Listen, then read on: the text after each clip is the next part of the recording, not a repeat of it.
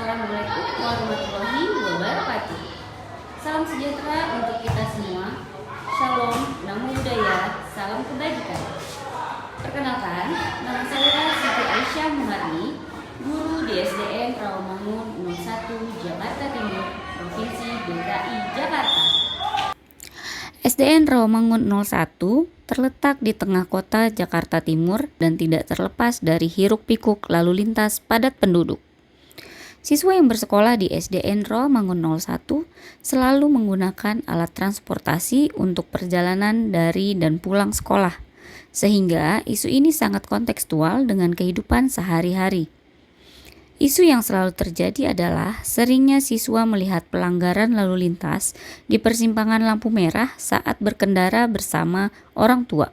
Dan ternyata ini adalah salah satu faktor penyebab siswa terpengaruh dan ini terlihat dalam keseharian siswa di sekolah.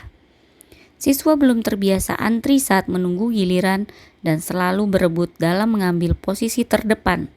Ataupun saat memeriksa tugas sekolah, terlihat siswa ingin didahulukan dan tidak membuat antrian.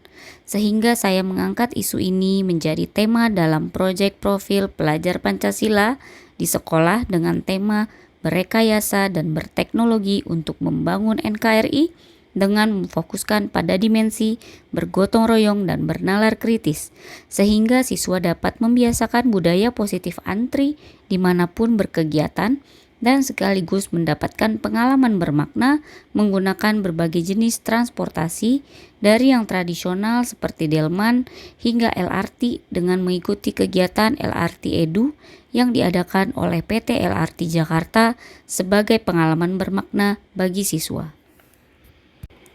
Sebelum memulai proyek, sekolah membentuk tim fasilitator P5 yang beranggotakan koordinator setiap rombel. Kami mengadakan forum diskusi untuk merancang kegiatan masing-masing tingkatan kelas dan mensosialisasikan program ini kepada wali murid sebelum melaksanakan kegiatan P5. Kegiatan proyek penguatan profil pelajar Pancasila dibuka oleh Kepala Sekolah SDN Rawamangun 01.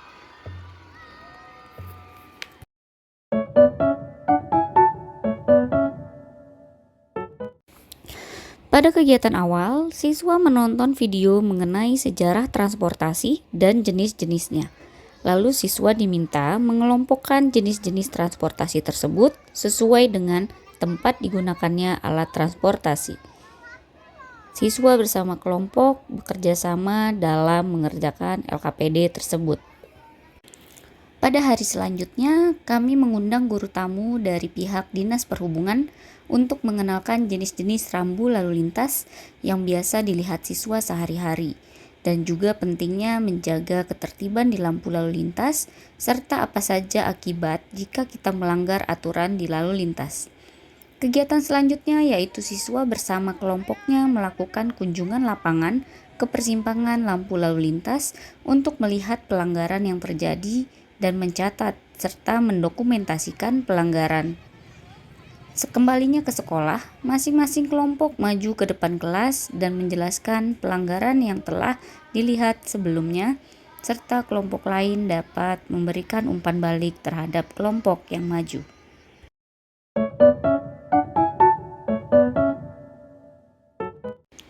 Setelah mencatat pelanggaran lalu lintas kemarin, siswa didampingi untuk melakukan diskusi aksi nyata apa yang akan dibuat untuk dapat mengurangi pelanggaran yang terjadi. Siswa memberikan idenya untuk membuat poster anti pelanggaran dan tertib lalu lintas. Masing-masing kelompok membuat poster sesuai dengan kreativitasnya dan mempersiapkan keperluan untuk aksi nyata yang akan dilakukan. Besoknya, siswa didampingi guru dan pendamping dari wali murid melakukan kunjungan kembali di persimpangan lampu lalu lintas dengan membawa poster yang sudah dibuat sebelumnya. Siswa melakukan orasi selama 10 menit di tiap persimpangan lampu lalu lintas dan tiap kelompok melakukan orasi di 2 persimpangan lampu lalu lintas yang ada di dekat sekolah. Terlihat saat orasi dilakukan, ada pelanggar lalu lintas yang diingatkan oleh siswa untuk mundur agar tidak melewati zebra cross dan pelanggar tersebut mundur sesuai dengan aturan yang berlaku. Harapannya adalah orasi yang dilakukan siswa ini dapat membangun budaya positif untuk menaati aturan lalu lintas dan dapat menjadi keyakinan diri pada masing-masing siswa agar tidak melakukan pelanggaran yang sama di kemudian hari, dan juga untuk melatih budaya positif antri agar menjadi kebiasaan sehari-hari siswa dimanapun mereka berada.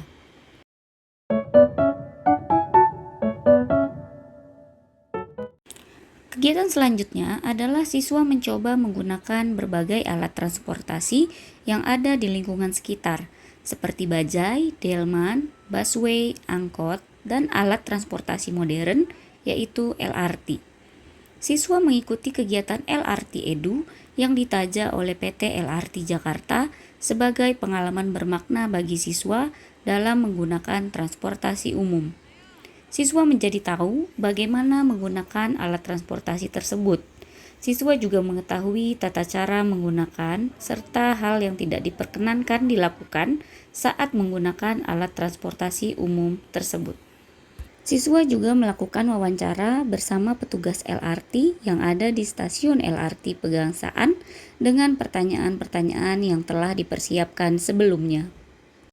Setelah melakukan percobaan menggunakan berbagai macam alat transportasi, siswa mengadakan pameran karya di depan kelas masing-masing yang menampilkan dokumentasi dan cerita pengalaman menggunakan alat transportasi yang sudah dilakukan.